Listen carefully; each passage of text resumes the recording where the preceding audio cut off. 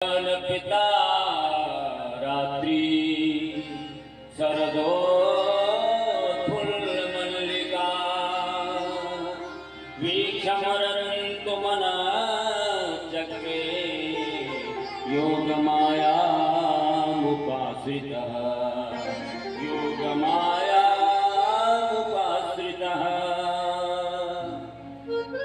आज भगवान के मन में आया है उन कुमारिकाओं को जिनका कल भगवान ने चीर हरण किया, उनके भय अभिमान लज्जा संस्कार और मोह के इन पंच विकारों को हरण कर दिया है, उनकी पात्रता तैयार हो गई है। उनको आज भगवान दर्शन देना चाहते हैं, उनके साथ आनंदित होना चाहते हैं, उनको अपने से मिला लेना चाहते हैं, उनको अपने से योग करना चाहते हैं। इसके लिए भगवान ने अपनी वंशी बजाई है। और कैसी रात्रि है जब वंशी बजी है?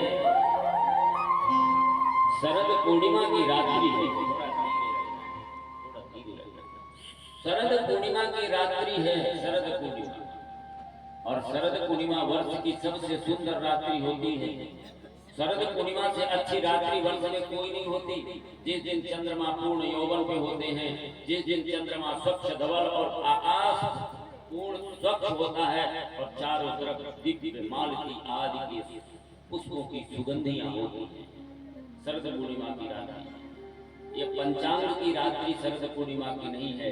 ये भगवान ने योग माया उपाश्रितः अपनी योग माया से शरद पूर्णिमा की रात्रि को बनाया है। और शरद पूर्णिमा की ही रात्रि को इसलिए बनाया है कि जब तक मन यौवन पे नहीं होगा तो भगवत प्राप्ति संभव नहीं है।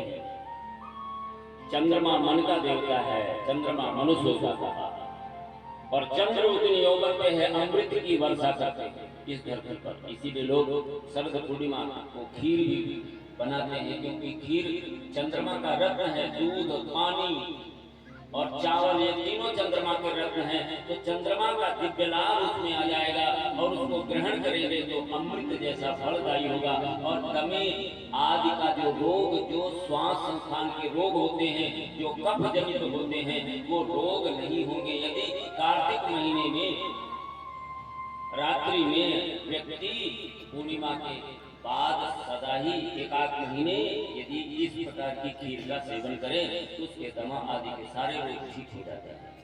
चंद्रमा का प्रभाव होता है। और आज भगवान मन के हारे हार, मन के जीते जीत। मन यदि यौवन पे नहीं है तो भगवान प्राप्त करना क्या, संसार को प्राप्त करना संभव नहीं।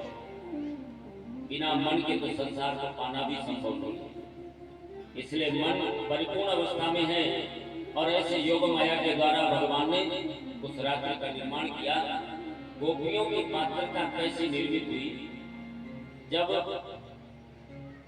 उस रात्रि में जब भगवान ने वस्त्र हरण किया था तो उनको आश्वासन दिया था कि मैं एक समय आएगा जब तुम्हारे साथ हमारा रास होगा, हमारा मिलन होगा। और इस बीच का जो विरह है, कुमारिकाएं हैं 5 वर्ष की, कोई ऐसी स्त्री पुरुष की चर्चा नहीं हो रही है, ध्यान से सुनिए। 5 वर्ष की कन्या है वो कुमारिकाएं और 6 वर्ष के हैं भगवान श्री कृष्ण, जिसमें काम तत्व का प्रवेश नहीं है। काम विजय प्रख्यापनार्थम सेयम रास लीला। पहले ही भागवत में लिखा कि ये दिखेगी काम लीला जैसी, लेकिन ये काम लीला नहीं है, काम पर विजय प्राप्त करने की लीला है। काम विजय प्रख्यापनार्थम। इसलिए भगवान ने उन गोपियों को जो विरह दिया, भक्त और भगवान के बीच जो मिलन का विरह होता है, विरह हर व्यक्ति समझता है कि कैसा होता है। तो जो विरह है भगवान से अलग होने का, ये जीव को भी कभी कभी सताता है। और ये जब इतना सताने लगे जो चर्चा हो रही जैसी ऐसी, तो फिर इस विरह के कारण होता क्या है? ध्यान